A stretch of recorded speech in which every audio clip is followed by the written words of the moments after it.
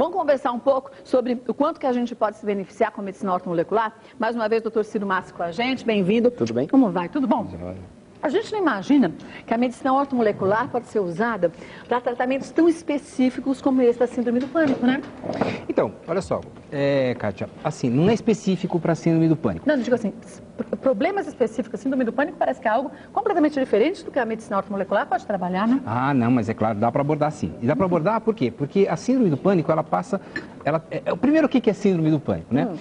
Vamos considerar a nossa, para fazer uma metáfora a gente entender melhor, vamos considerar a nossa cabeça como se fosse um carro. Então, um carro, o que ele tem que ter? Ele tem que ter um alarme contra ladrões. E nós trazemos dentro do nosso cérebro um alarme que fica numa área muito específica chamada sistema límbico, onde tem uma área mais específica ainda chamada amígdala cerebral, não é a amígdala da garganta. Amígdala cerebral?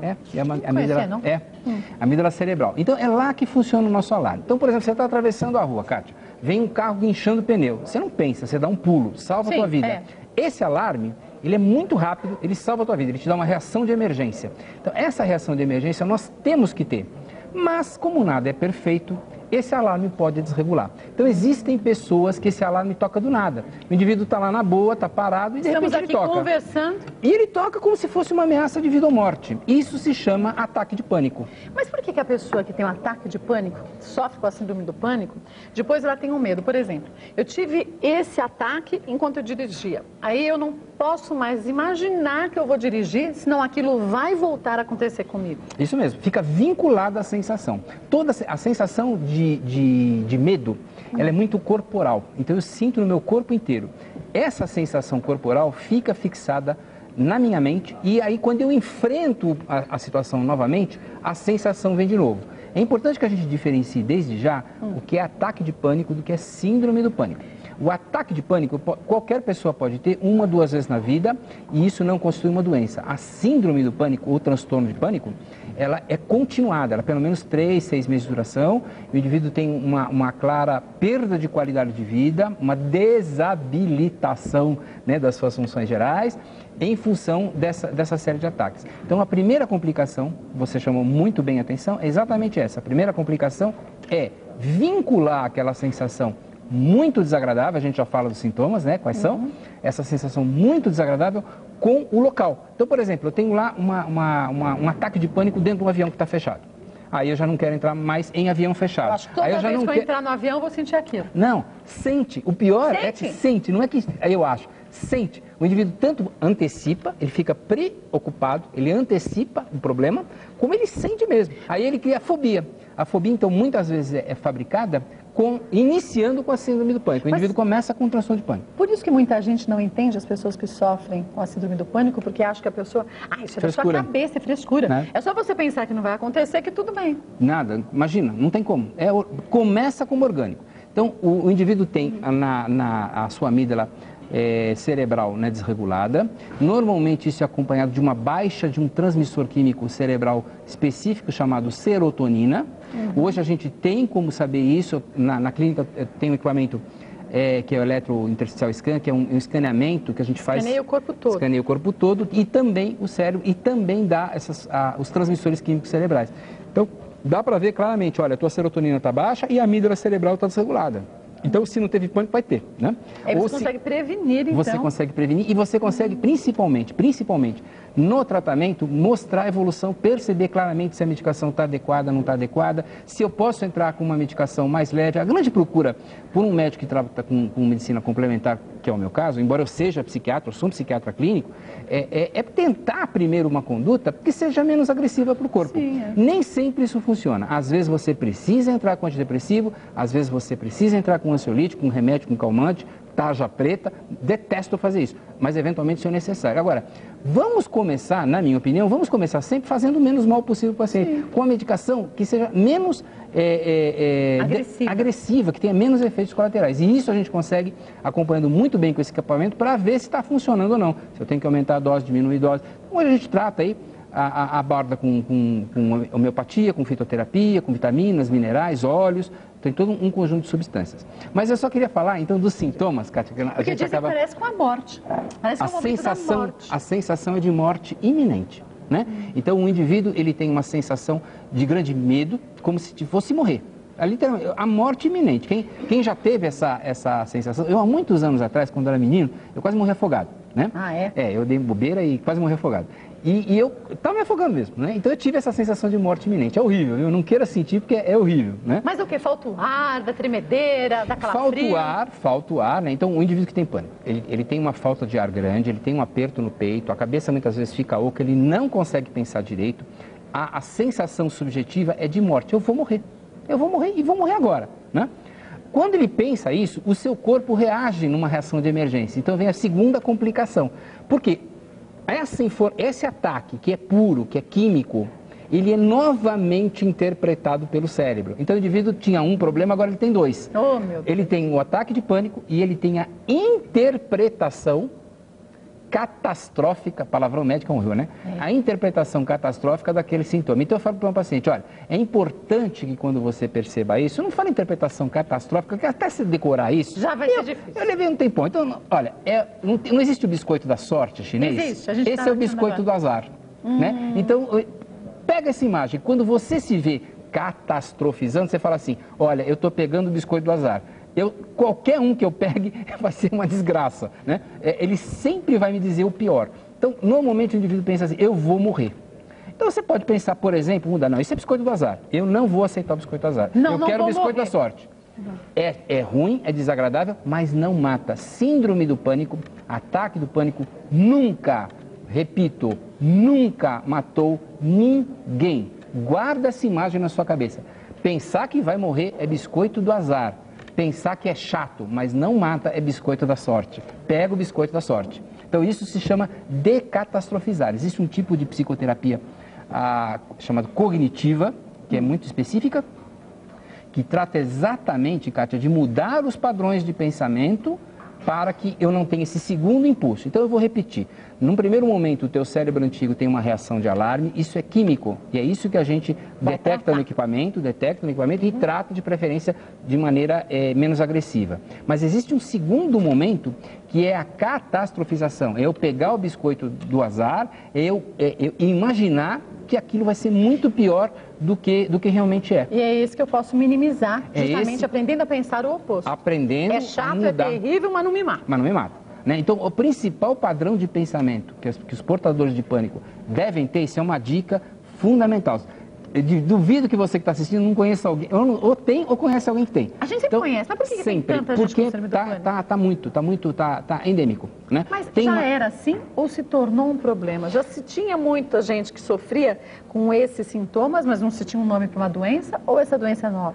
Provavelmente já existia há muitos anos, ela já recebeu diversos nomes, e depois um psiquiatra norte-americano, Dr. Klein, percebeu que isso constitui uma síndrome, um conjunto de sinais e sintomas, e aquilo passou a ser melhor estudado nos Estados Unidos na década do cérebro. Então, e aí se percebeu claramente, né, com as imagens de cérebro, com um estudo de bioquímica, o que está acontecendo, que é um problema inicialmente, exclusivamente orgânico. Mas o que causa a síndrome do pânico? O que pode dar um start? É hereditário? Não é hereditário? Olha, até hoje se discute. Os especialistas assim se dividem, né? O que a gente sabe, existem pessoas que são mais predispostas a isso. Então elas têm a área da amígdala e do giro do cíngulo, mais palavrão médico. As giros do cíngulo também bem do centro do cérebro, bem lá no meião do cérebro, né? No equipamento a gente consegue ver, ele fica todo iluminado, parece ele fica todo colorido. Essa área cerebral, existem pessoas que nascem com essa área cerebral mais sensíveis, né? Por uma série de razões. Então você tem, por exemplo, pessoas que tiveram essa área muito estimulado na infância. Por exemplo, pessoas que cuidaram, que tinham lá um parente alcoólatra. Então, quem teve pai, mãe ou convivia com alcoólatra, sempre tinha a nítida sensação de que o que vai acontecer em seguida? É sempre uma surpresa. Então essa área fica constantemente estimulada e desregula. Desregula como uma máquina qualquer. Desequilibra. Né? Desequilibra. Nem todos, tá? Tem muito filho de alcoólatra que não tem esse problema, mas tem muitos que passam por essa situação. Ou passaram por situação de muita dificuldade, muitos estresses, muitas situações em que a marca registrada era a surpresa, era a impossibilidade de eu agir, era bonito agora, hein? Imprevisibilidade e falta de controle. Se você quer desregular rapidamente sua amígdala, passe repetidamente por situações imprevisíveis e que você não tenha controle. O organismo humano detesta o que não é previsível e detesta o que você não tem controle. O que é desconhecido duplamente, né? É ameaça de vida, né? É ameaça de vida. Então, isso faz a amígdala progressivamente ir desregulando. Ela vai desregulando e o indivíduo pode acabar tendo síndrome do pânico. Às vezes ele não tem síndrome do pânico, às vezes ele tem a ansiedade generalizada. A gente volta para conversar outro dia, porque isso é um assunto é outra coisa super longo. Bem diferente da síndrome do pânico. Bem diferente. Mas é muito comum que o indivíduo que tenha síndrome do pânico tenha, ao mesmo tempo, outros transtornos. Por exemplo, a ansiedade generalizada. É uma preocupação, uma antecipação de que as coisas podem vir de pior, né, o tempo todo. Então, o indivíduo fica, como o nome diz, de maneira generalizada, ansioso. E depressão. O sentimento de tristeza, a desesperança, a depressão acompanha a síndrome do pânico aí 30%, 40% das vezes. Mas tem uma fase da vida que ela aparece com mais frequência? Ou pode tanto atingir crianças como adultos ou pessoas já numa fase mais avançada da vida? Normalmente é de adulto jovem, né? De adulto jovem faz 30 anos, pelo menos uma experiência pessoal de clínica que eu tenho. Mas isso, as estatísticas variam também no mundo, porque isso vai depender da cultura que o indivíduo está inserido, né? Então, por exemplo, você vai para uma cultura mais oriental, chinesa oriental, principalmente japonesa, é proibido demonstrar emoções. Então eles seguram aquilo, seguram e só desencadeia isso quando a coisa está muito... Já não tem jeito. Já não tem mais jeito. Agora, na nossa cultura não, isso acontece de uma maneira um pouco mais precoce. Quando a gente faz um tratamento preventivo, e aí a medicina ortomolecular também é muito usada, a gente pode, através de aparelhos como este, perceber que você tem uma certa tendência a ter síndrome do pânico e começar já com vitaminas, com sais minerais, aí, de acordo com a necessidade da pessoa, a evitar que esse problema surja, que esse status seja dado? Sem dúvida. O que você consegue perceber é que existe uma fragilidade dessa área cerebral. Então, enquanto você está com essa fragilidade, você pode tomar certas medidas preventivas. Então, se a gente detecta, por exemplo, que o indivíduo, no caso de quem trabalha com orto, se você detecta que o indivíduo tem uma baixa de serotonina, uma propensão a ter síndrome do pânico, você pode propiciar um aumento da produção da serotonina cerebral. Normalmente, como é que a coisa funciona? O nosso cérebro, as células nervosas, elas têm uma peculiaridade que as células nunca se encontram. Deixa eu mostrar aqui. As células nunca se encontram. Então, para uma célula falar com a outra, ela lança a mão, ela lança um transmissor químico que encaixa aqui como se fosse uma chave numa fechadura, faz esse segundo neurônio funcionar e depois ele é absorvido. O antidepressivo que é utilizado para tratar a síndrome do pânico, ele inibe essa absorção, esse reaproveitamento dessa substância química. Mas onde fica essa substância? Fica jogada. Ela fica aqui, então, ela fica aqui, né? Ela sai desse neurônio, entra nesse outro e volta entra de novo aqui para ser aproveitado. A gente chama isso de recaptação. Então, existem vários antidepressivos que são inibidores da recaptação da serotonina. Então, ele impede que isso aqui seja absorvido e aumenta a quantidade aqui nesse espaço. E com isso, é assim que é feito o tratamento na medicina convencional. Existe alopática. Na ortomolecular, por exemplo, a gente, sempre que é possível, nem sempre é possível, você usa outras substâncias. Por exemplo, um aminoácido chamado triptofano. Tem muito em banana, mas você tem que comer cachos de banana para conseguir... Não vai dar certo. O triptofano, ele aumenta a quantidade, aumenta a produção dessa serotonina. Então, com isso eu consigo normalizar sem os efeitos colaterais do antidepressivo. Repito, nem sempre isso funciona. Se seu médico está prescrevendo antidepressivo, ele sabe o que está fazendo e pode realmente ser muito necessário. Então, não serve para todo mundo. Não é para todo mundo. Não é para todo mundo, para todos os momentos. E quem tem síndrome do pânico, na verdade, tem uma outra peculiaridade. Esse segundo neurônio aqui, ele aumenta muito o número de receptores. Então, quando eu tenho que tomar muito cuidado quando eu dou triptofano, para o indivíduo não passar mal. É muito comum quem tem síndrome do pânico, mesmo no início de antidepressivo, para exacerbar as crises. Então, a gente tem que ser muito cuidadoso para isso não acontecer. Então, ao invés da crise diminuir, pelo menos inicialmente ela aumenta. E aí muita gente para de tomar o remédio. Para de tomar o remédio, que não deve. Deve conversar com o seu médico ou tomar um segundo remédio para conter as crises até que essa situação bioquímica seja normalizada. Quer dizer, o corpo tem que se readequar a essa nova condição, então, com o remédio. Tem que se readequar, porque, na verdade, esse segundo neurônio que recebe a serotonina, como ele ficou muito tempo com baixa de serotonina, o que ele fez para se proteger? Ele aumenta o número de receptores. Então, em vez de eu ter, vou chutar um número só como ilustração, em vez de eu ter 10 receptores, eu tenho 50 receptores. Fica mais sensível. Fica mais perfeito. ele fica mais sensível. Quando eu dou o remédio, tanto o triptofano quanto o inibidor, eu fico numa situação provisória em que eu tenho muita serotonina com muito receptor. Então eu passo mal. Isso se chama crise serotoninérgica, né? Então precisa tomar muito cuidado, ser especialista mesmo para saber o que fazer nessas situações, porque senão o paciente abandona o tratamento. Agora, passou essa fase, você contornou isso, essa fase de mais risco dura em torno de 3 a 6 semanas. Né? Bastante, hein? Bastante. Mas é 3, 6 dias? Nada, infelizmente é a fase em que você tem que ser mais cuidadoso. Passou essa fase de 3, 6 semanas, a chance disso acontecer é menor, mas ainda existe. É tratamento para especialista. E tratamento a longo prazo? Então, em 3 a 6 semanas, o indivíduo normalmente ele tem uma melhora na faixa aí de seus 70%, 80%. O que a gente consegue com o tratamento não convencional complementar é muitas vezes você não resolve exclusivamente sem alopatia, você tem que introduzir. Mas o que você percebe claramente é que com essa abordagem complementar, o indivíduo espaça mais as suas crises, não é que ele deixa de ter, ele espaça e quando ela vem, ela é de intensidade muito menor. Vem com uma ansiedade só? Não, às vezes vem um início de crise. O importante é que ele venha no início de crise e o indivíduo não tire o biscoito do azar. Então você imagina, por exemplo... Isso é um treino para a mente. É um treino. Mas não precisa ter síndrome do pânico para a gente começar a treinar isso, não. Não. E tem mais um treino que a gente tem que falar daqui a pouco, que é a respiração. Tem um monte de perguntas. Tem uma dúvida aqui ótima, que é da Mônica. Ela tem 29 anos e segundo ela, desde que o pai dela foi assaltado, isso em 2006, algo estranho acontece com ela. Diz que todas as vezes que ela não consegue falar com alguém, ou que o marido dela demora a chegar em casa, isso é um exemplo só, ela começa a entrar em pânico. As mãos começam a suar, o coração palpita, ela só pensa coisas ruins e isso pode estar vinculado com algum... E ela pergunta se pode estar vinculado com alguma síndrome, já que ela tem isso tudo em sequência. Olha só, olha assim, desculpa. Suas mãos, sua mão, coração palpita e só pensa em coisas ruins. Síndrome do pânico, transtorno de pânico. Esses são os sintomas. Sensação de morte iminente com suor frio, sensação de que alguma coisa iminente de ruim vai acontecer, né? Então, normalmente, o que significa isso? Que a amígdala dela, cerebral, que já estava um pouquinho, Mônica, já estava um pouquinho desregulada por alguma razão, desregulou de vez depois desse assalto do seu pai, né? Então, nós temos aí várias abordagens que podem ser feitas. Você pode procurar um serviço de saúde mental do Estado, do governo, que é gratuito, que tem como abordar isso. Você pode procurar, a maioria dos convênios tem isso, as pessoas precisam saber. Tanto a homeopatia quanto complementarmente a acupuntura pode atuar nesses casos, desde que seja leve. Se a coisa já for maior, tem que procurar realmente um psiquiatra, aí não vai ter como. Mas procura tratamento que vale a pena, não precisa sofrer não, hein? Procura que tem como resolver isso. Mas ela pode começar com essas suas dicas também, né? Quer dizer, de não... Quando começar a chegar um pensamento ruim, jogar ele bem para longe? Isso, você pode jogar ele bem para longe, falar no biscoito da sorte e, agora eu vou ensinar, ter uma técnica. Você não aprende a nadar quando você está se afogando. Então, essa técnica que eu vou ensinar agora, tem que aprender antes. Então, presta atenção, porque você tem que praticar a respiração.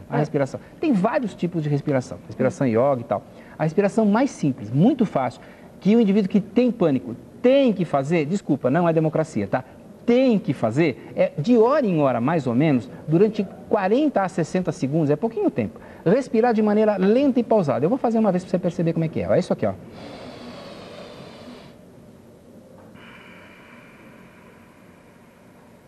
O que eu fiz? Eu respirei lentamente pelo nariz, segurei um pouquinho e soltei de novo pelo nariz.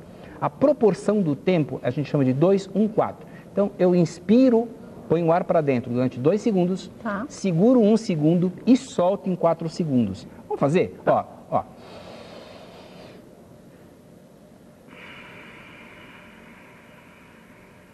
Isso acalma a mente? Isso é um sinal poderosíssimo, ele desliga a amígdala.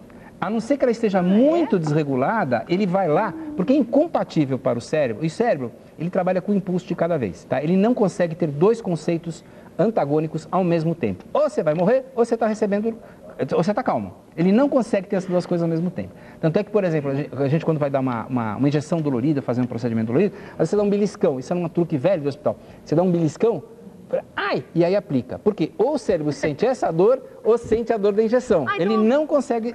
Como a dor do beliscão é mais leve, então você dá um beliscão primeiro e aplica a injeção em seguida. E aí a segunda dor, que é maior, a pessoa não sente. A pessoa não sente a segunda dor. Mas já me ensinaram. Desculpa, na respiração é fundamental isso.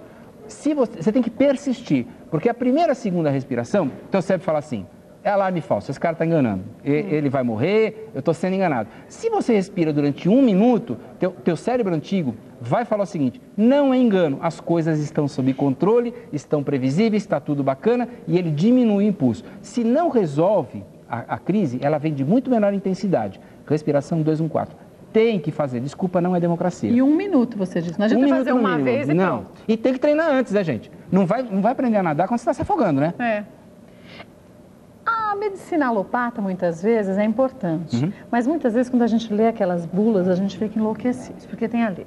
O que pode dar? Você fala, gente, se eu tiver tudo isso, então é melhor eu ficar com a doença. Quer dizer, o melhor é justamente a gente ter confiança no médico e qualquer sintoma diferente do que você está habituado a ter, que o seu médico te passou que podia acontecer, você entrar em contato com ele, ao invés de ficar lendo bula e se desesperando? É verdade. As bulas, elas são feitas tanto para informar, quanto para proteger o laboratório, né? Porque se tiver algum efeito que o indivíduo tem e não está descrito lá na bula, o laboratório pode ter dificuldade. A melhor bula que existe é o bom relacionamento do seu médico, do médico com o seu paciente. É a melhor bula que existe. E quando o indivíduo vai tendo lá seus sintomas, ele vai fazendo. Na minha opinião pessoal, como eu trabalho com medicina complementar, eu vou puxar a brasa para a minha sardinha, compensa sempre antes você tentar a conduta que faça o menos mal possível. Compensa você tentar a medicação que tenha menos efeitos colaterais. Repito, não garante que isso não vai ter que evoluir para a alopatia, mas a maioria dos pacientes, meus pelo menos, é meu público, busca exatamente isso, uma alternativa com menos efeitos colaterais, com melhor qualidade de vida e também eficaz. Uma irmã minha teve síndrome do pânico há 2 anos. Poxa. E ela só conseguiu se curar com remédio, ela não conseguia não, ficava pior. Piora. Com acupuntura, florais e homeopatia. É isso aí.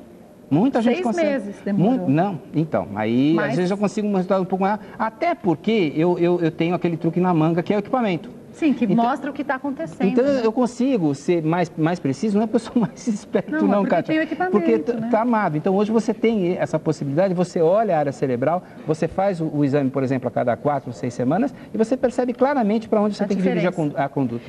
Uma dúvida que surgiu aqui é da Alessandra, ela é professora, ela pergunta se síndrome do pânico tem cura. Quando a gente trata, está tratado ou pode voltar?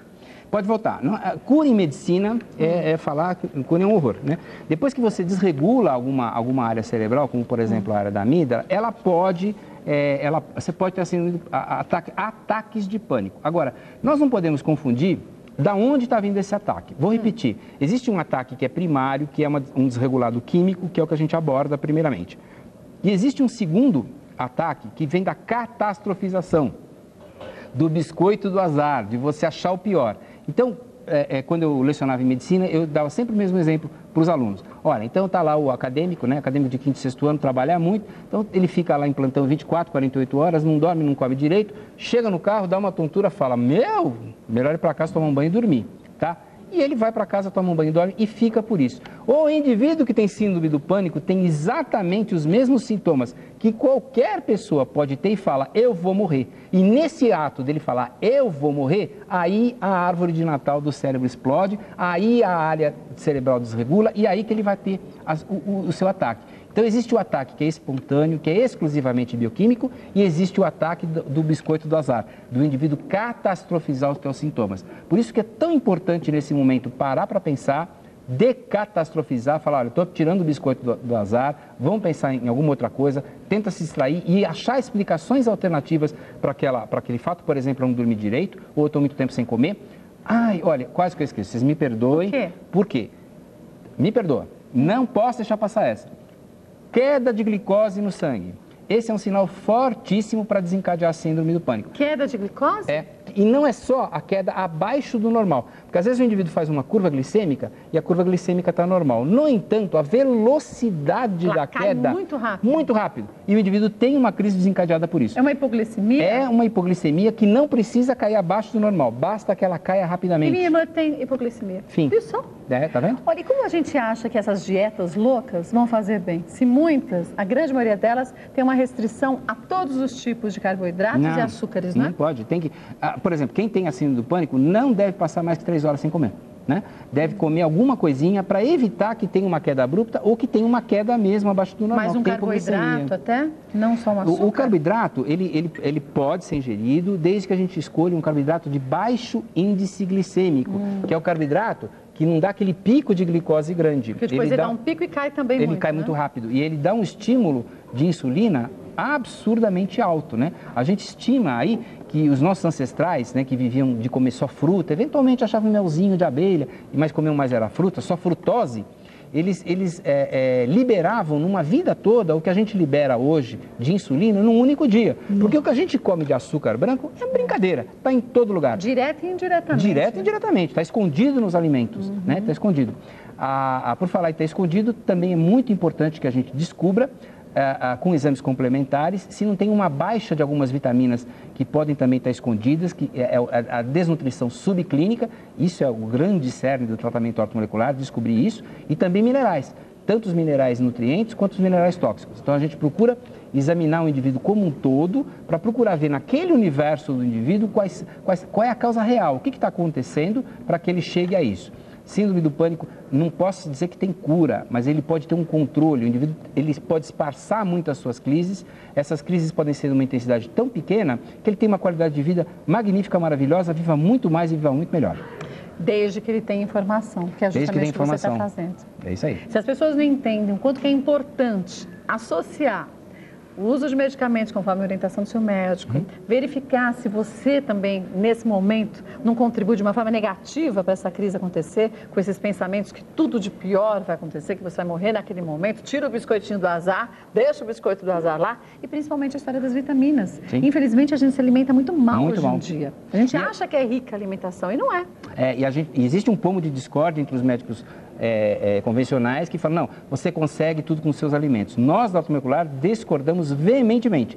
De acordo com a necessidade do indivíduo, você tem maior necessidade de certas vitaminas. Só para dar um exemplo, você pega uma mulher que toma, sei lá, anticoncepcional, ela precisa de mais piridoxina, vitamina B6, que uma mulher que não tome. Isso é fato e acabou. De acordo com o estresse, por exemplo, aumenta a necessidade de tiamina, né? Então, as pessoas que têm, por exemplo, ansiedade, que estão passando uma situação de tensão, que tem aquele tremor ocular, isso é falta de uma das vitaminas do complexo B, da tiamina. Então, você dando a tiamina, passa essa exaustão, esse tremor muscular. Ele tem uma necessidade aumentada, temporária daquela vitamina. Mas tem. E isso tem que detectar, é o que a gente faz no dia a dia.